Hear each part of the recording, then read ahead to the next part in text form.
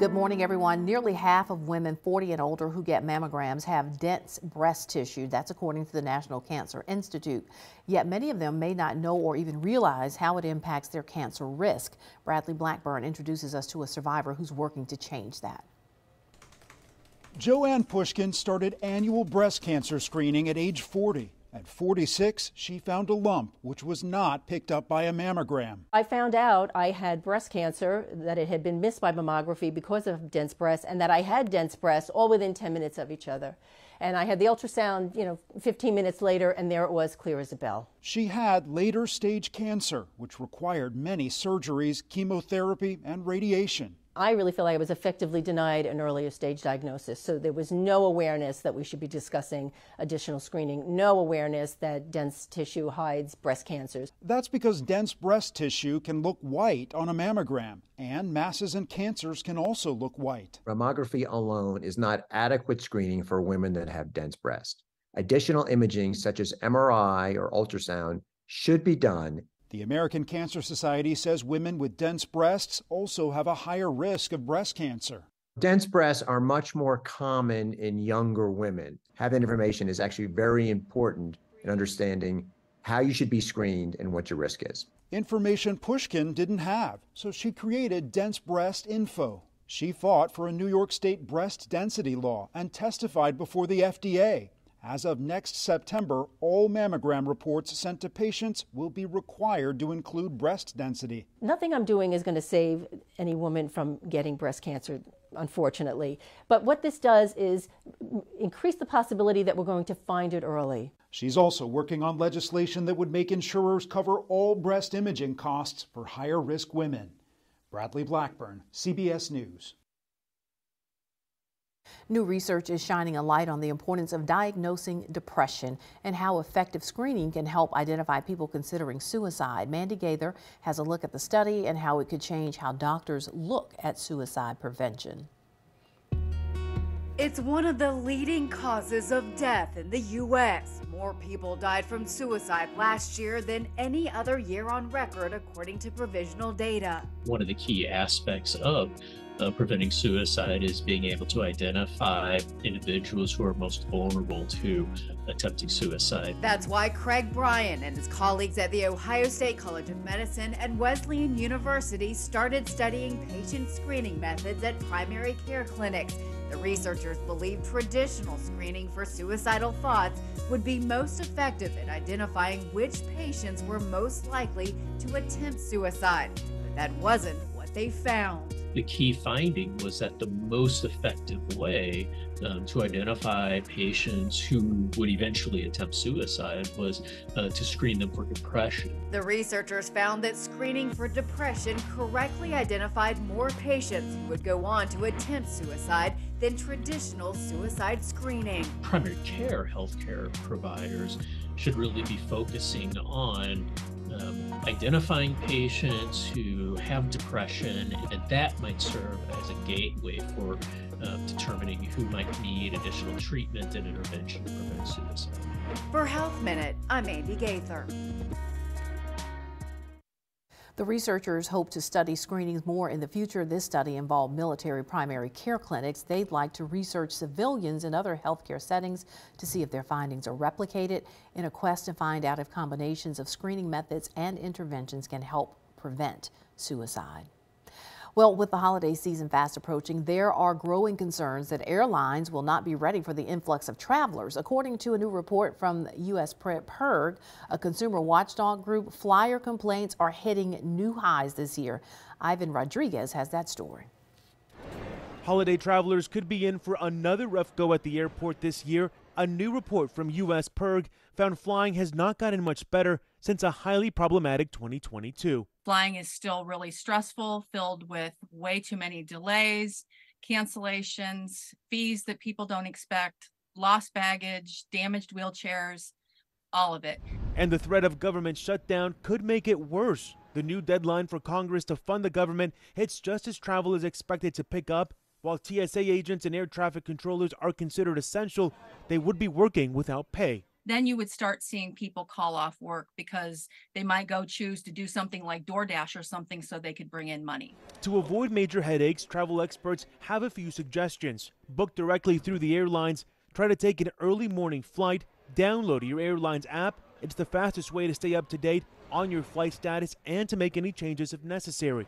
If problems do happen, know that you do have rights. Reach out to the airlines first. If they do not offer a meaningful resolution, you can file a complaint with the Department of Transportation. Teresa Murray with the U.S. PERG says the key is to follow through. Sometimes you think that they're just trying to like wear you down and wait you out. If you haven't heard something in 30 days, then follow up. Because nothing ever is going to change unless people are willing to speak up for their rights. I'm Ivan Rodriguez reporting. When we come back, conversations with Mississippians. We'll have a preview just ahead. Stay with us. All right, welcome back, everyone. This is a project that we've been working on for several months, and it all begins tonight. The first season of Telling Your Story begins tonight on WCBI.com. Mary Carol Sullivan is the executive producer with WCBI News and the producer for this very special project, and she's joining us this morning to tell us more about it. So glad to have you here on this side of things. She's usually on the other side telling me what to do in my ear. Yeah. But let's talk about the inspiration to do this and then talk about it being an online only. You know, I think one of the things that we talk a lot about in the newsroom is I wish we had more time. Mm-hmm. I wish we could just sit down and turn the camera on them and let them talk. And so that's what we did. We sat down with these people and said, we're going to talk to you and we're not going to edit it and we're going to put it online and let people listen to our conversation. The cool thing about it is when you brought it to us, to our newsroom, it was sort of like, think of somebody that you find interesting, that you think our viewers would find interesting, because you know there's something more to them than we've talked to them about previously. Absolutely, and it's been fascinating. Everybody's different. Everybody has a little bit of a different story. Mm-hmm. We begin tonight with Missy Wigington, and we'll go all the way into December and end with Marty Stewart. So we've got a lot of interesting people. And very few people know Missy Wigington as Missy Wigington. That's they right. know Mama Justice. But we really do get to know Missy Wigington through this conversation. Let's give people a little bit of what they're going to get in this conversation with Missy Wigington. Let's take a look. When I was in school, I used to want to be the first woman president at the turn of the century. I had already figured out I'd be past 35 years old, and 2000 seemed like a long time away, and that was what I wanted to be. Started going to school at night and working during the day and finished my undergraduate that way. So we learn about really a lot of things about her story that even when you sat down to talk to her, you were finding out for the first time. That's right, and I think that, first of all, I appreciate how gracious she was with her time, and she's very open and transparent. She has had a lot of heartbreak in her life, but she's also used that to be able to go forward and help other people, and I appreciate that. I think that people will really understand why they connect so with her once they hear her tell her story. Another fascinating personality that people are already familiar with, but it'll be interesting to hear more of his story, and that's Ron Polk. Absolutely. He sat down with our sports director, John Sokoloff, and he talked about everything from former players to writing personal notes to everyone. We asked him what he's reading right now because he's a big reader. So he was very interesting. I think you guys talked about, did you talk about his cooking habits at all? A little bit. There are none. Spoiler alert. So yeah, but absolutely. I had the pleasure of sitting down with a young lady who really since the pandemic, Starkville and really a wider community has gotten to know, and that's Superior Patton and the wonderful work that she is doing in Starkville. But the reason that she does the work that she does and what inspires her to do it really is going to touch your hearts, I think. Oh, I think it will, absolutely. And she is just a joyful soul. I mean, it comes through in everything that she says, and that's a lovely conversation. And one of the things is that we'll be using excerpts of these long stories on our news, and then you'll be able to go to the website and just listen to the entire conversation like you're part of it, and that's what we hope you feel like. Leroy Brooks is another one that our Winston Reed sat down and talked to Leroy just about, because I think people who are in this market and familiar and watched our news over the years, you think you know who Leroy Brooks is probably, but you're going to hear some things here in this conversation maybe that you didn't know. So this season, he is the only elected leader that we talk to. Everybody else is a little bit, has a different story. But yes, I mean, part of his story is the story of Columbus and Lowndes County and growing up in a large family and how important education was and remains in his family. Well, I really think that people are going to enjoy hearing all of these stories, and I love the fact they'll get a little bit, as you said, on television, but they can hear the full conversations on our website. So what do they need to go and how do they get to it? So if you go to WCBI.com, then there is a feed page and it's telling your story, which is again what we love to do. And you go there and it will give you the date, and as soon as we drop that episode, it will be live on there, and there will be some behind the scenes pictures, lots of cool stuff from Marty Stewart in Philadelphia. That was really fun. He was very gracious with his time as well, and Katina Holiday in Aberdeen. So lots of interesting people, but each time there'll be a little behind the scenes extra, a little lagniappe.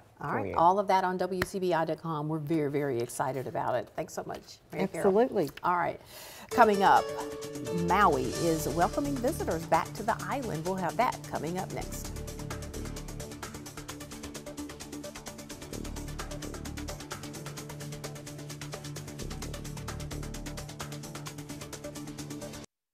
All right, we're back, everyone. It's been 2 months since wildfires devastated western Maui, but now some hotels are welcoming back visitors.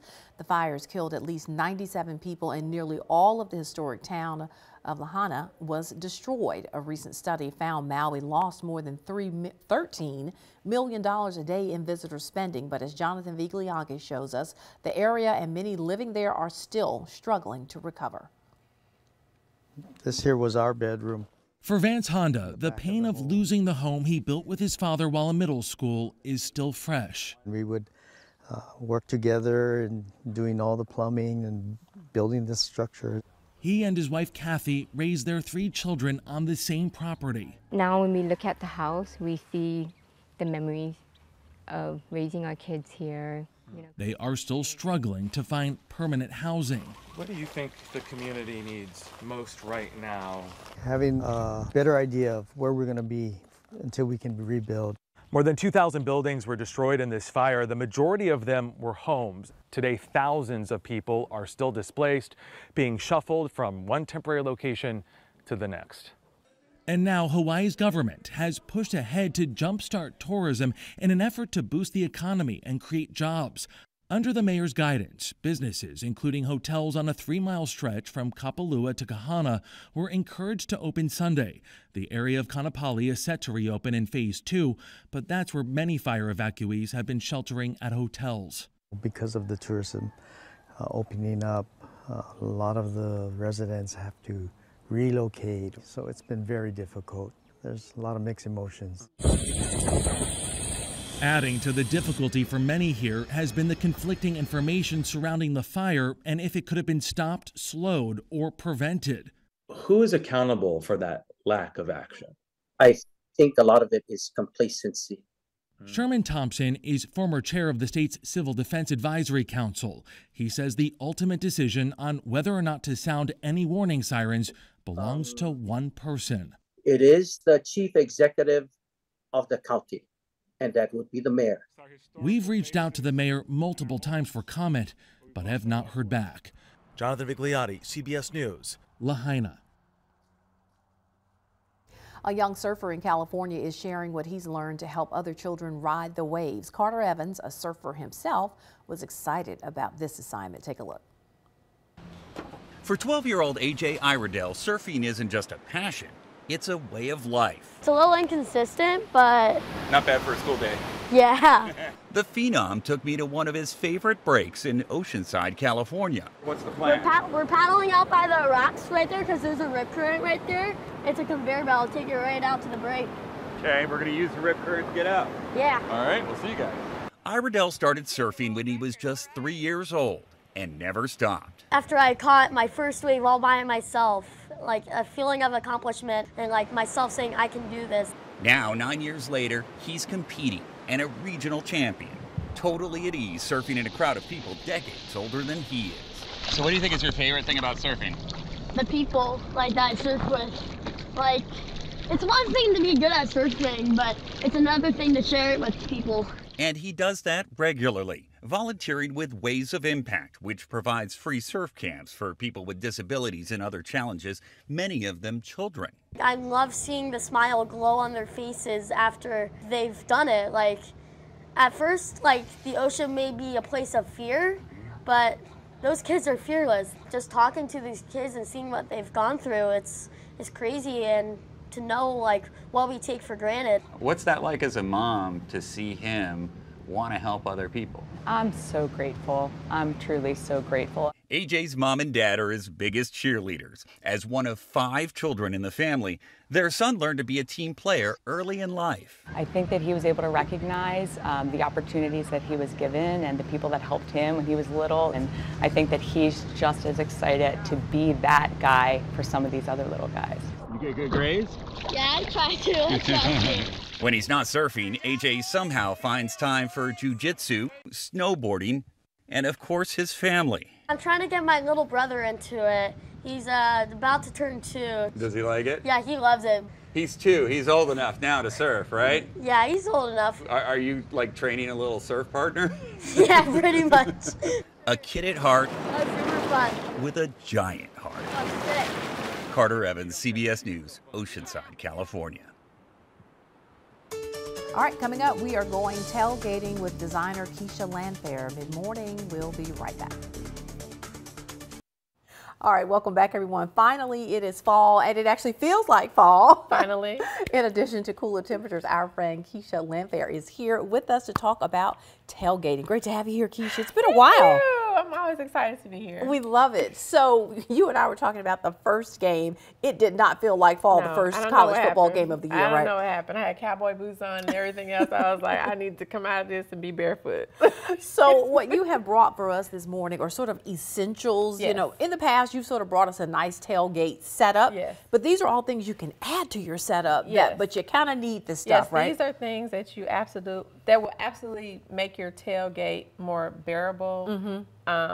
Just down from the electronics to just your grills to all the good stuff. Okay. Can we use all these things and still be as glamorous as you are for your tailgates? Yes, of course. Of course you can. All right, let's start in the front with this cool little planter here. Okay, so the easiest way to make a centerpiece, you just cut a football. I mean, Okay. you cut the top off, the bottom off, stick a vase in there. I've pretty much taken you all's faux floral and just stick it in the middle. Is that ours? Yes, Okay. and that's your quickest centerpiece. Yeah, okay. Because if you think about tailgating, you don't really do a lot of centerpieces, but you want something that's going to be football themed. You are not going to have an event without a centerpiece, No, are I'm you? not, but somebody else might. Okay, I got it. So tell us about what's in this bag. Okay, here. so I realized that you need all type of insulated things, especially when you're in the South and you still have games that are going into the heat when we're still in the fall. Yes. Insulated bags are great. They can hold like your meats and, you know, perishable items. So those that are potato always, salad that doesn't really need to Yes. sit out all day. So those are always great to have. Okay, all right.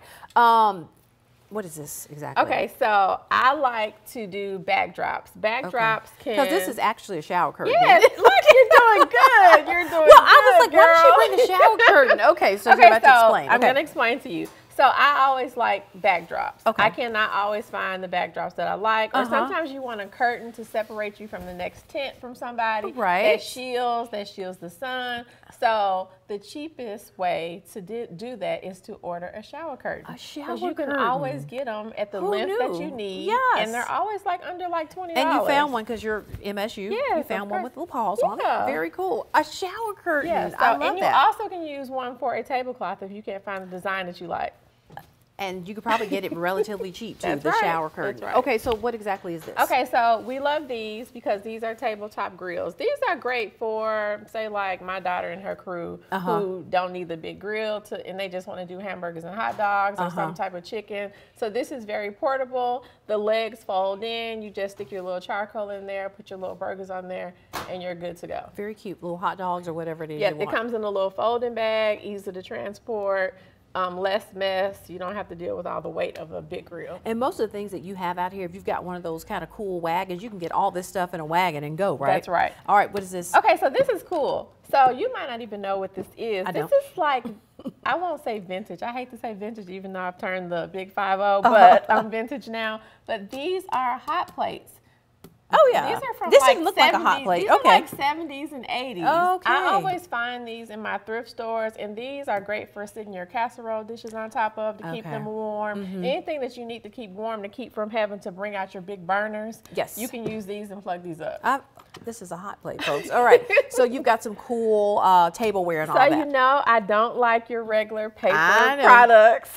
So these are alternative. Okay. These are disposable, but they have your decorative edges. They do. You can find them in any type of colors, marble, all that good stuff. Probably on your online retailers you're going to be fine and be able to find these. So I love the little napkins. Those are cute little utensils. Of course, you know, I don't like anything plain. We so understand. those are cute.